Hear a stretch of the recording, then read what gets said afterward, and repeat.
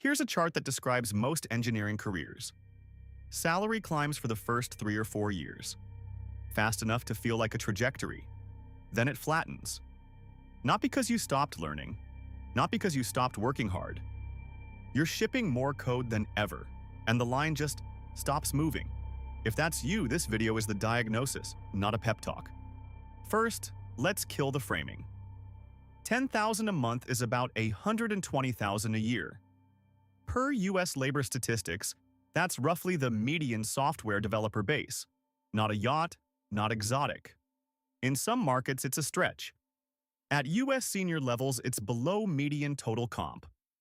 So the real question isn't, how do I earn more? It's, why is the number stuck where it is? And the answer is almost never effort. Watch this contradiction. A mid-level engineer closes 12 tickets a week. A staff engineer closes 2. The staff engineer is paid 2 to 3 times more. If pay tracked output, this would be insane. It tracks something else entirely, and almost nobody tells you what because the people who know are busy being paid for it. Here's the uncomfortable part. Your technical skill can keep rising forever. Cleaner code, faster delivery, deeper knowledge, and your pay can stay flat the entire time. Because past a certain point, pay stops tracking how good you are at the work. It tracks how much value moves. Because you exist. Those are different axes. Most people optimize the wrong one for years.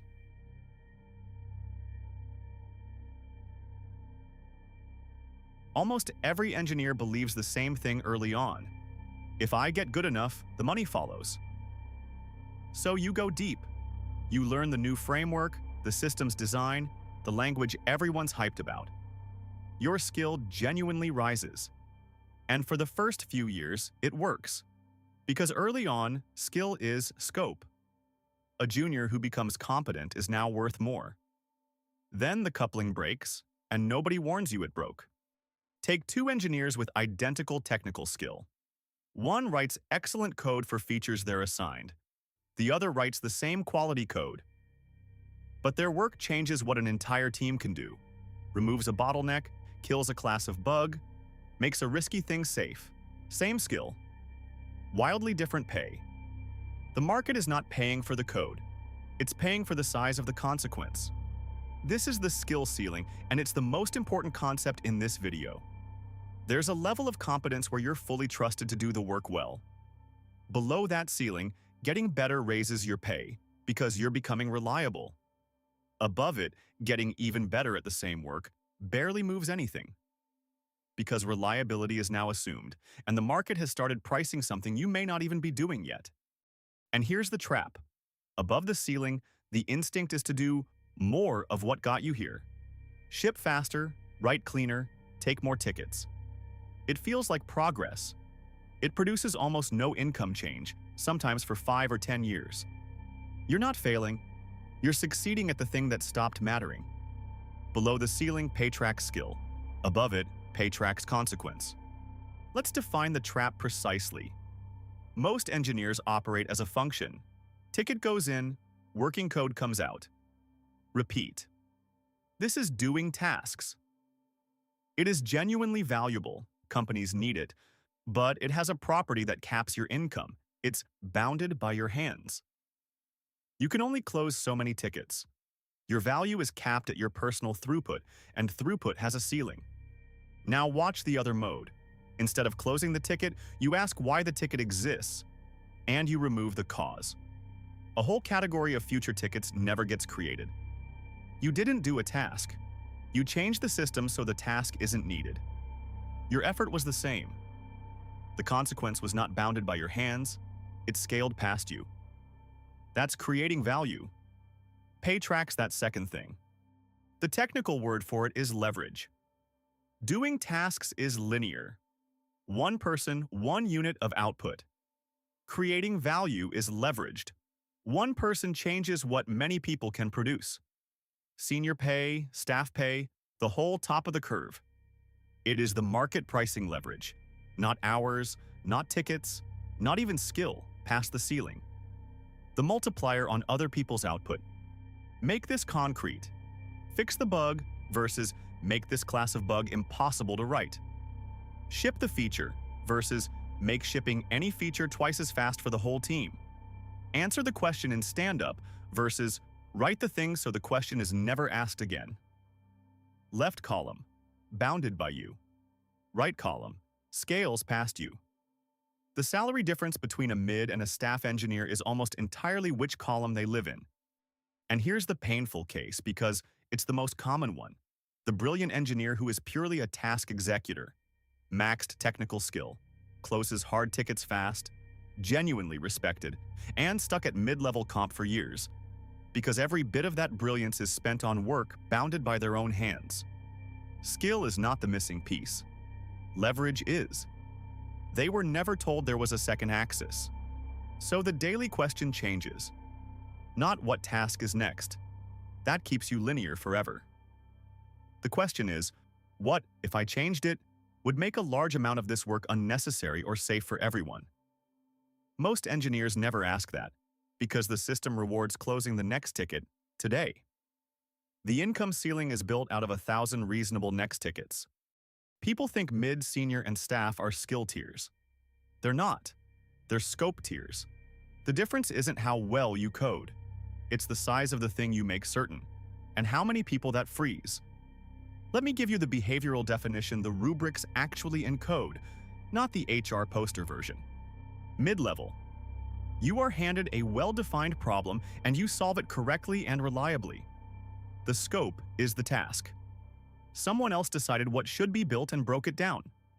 You turn that into working software. This is valuable and necessary. And it is the ceiling for a huge number of careers because the scope is given to you. And given scope is capped scope. Senior. You are handed ambiguity, not a task. Search is slow and we don't know why. This won't scale and nobody's sure where it breaks. You convert that fog into a concrete, de-risked plan that other people can execute. The scope is the problem, not the task. You're paid more because you remove uncertainty for a group. Your output is now other people's clarity. This is the jump most people never make, and it's the biggest one. Staff and above. Nobody hands you a problem. You decide which problems are worth solving. Across multiple teams, and your work changes how those teams operate. A platform, a standard, a technical direction that makes a whole org faster or safer. The scope is the direction. This is why it's nomination based on demonstrated impact, not a tenure milestone. You don't get promoted into it by waiting. You get there by already operating at that scope before the title exists. Now map that to money, honestly and with the caveats. At large, US tech companies' base salary is often only 40 to 60% of total comp at senior and above. The rest is equity and level. The mid-senior jump is the biggest scope jump, and it's where total comp starts compounding, because equity scales with scope, not with tickets. Self-reported data at top-paying firms puts senior total comp in the low to mid-six figures and staff well beyond. Market, company tier, and location dependent. The number is downstream of the scope tier, always. Here's all three in one frame. Same ticket. The mid implements it well. The senior asks whether it's even the right ticket and reshapes the work so the team builds the right thing. The staff engineer changed a direction 6 months ago, so the project that generated this ticket was never the bottleneck. Same starting point. 3 different scopes. 3 different incomes. That gap is the entire video. Here's why the plateau is so hard to escape. Every signal except the money says you're succeeding. Your skill is rising. Your colleagues respect you. You're trusted with harder tickets. The feedback loop is overwhelmingly positive. The only flat line is comp. And it's easy to blame that on the company, the market, or bad luck, instead of on the axis you're not on. There's a specific trap here, and it's cruel because it's built out of virtue. You're reliable, so you get handed the hardest tasks, you absorb them, you become indispensable at the task layer. Now the system has every incentive to keep you exactly there because you're too valuable doing tasks to be freed up to change them. Being excellent at the bounded work can quietly weld you to the bounded work. And the market knows something uncomfortable. If your entire value is executing assigned tasks well, your scope is, by definition, transferable. Someone else can be handed the same tasks. That's not an insult, it's structural. Transferable scope is priced as a commodity, no matter how skilled the person filling it. Non-transferable leverage, judgment, direction, the thing that breaks if you leave, is what the top of the curve pays for. And this is where the lifestyle difference actually comes from, not yachts. The leveraged engineer isn't working more hours, often fewer. They have more control over what they work on, less reactive firefighting, more time that compounds. The freedom isn't bought with the salary. It's a property of operating on the scope axis.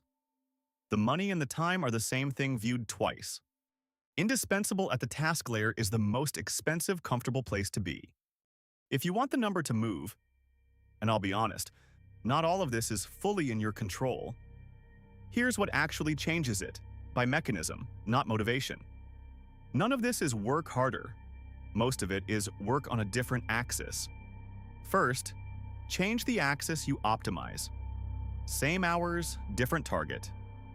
Each week, take one slice of your time off pure task closing and spend it removing a cause. The flaky thing everyone reroutes around, the manual step the whole team repeats, the ambiguity nobody will own. You're not doing more. You're moving effort from bounded to leveraged. This is the entire game in one habit. Second, make leverage visible because it is invisible by default. A closed ticket is countable.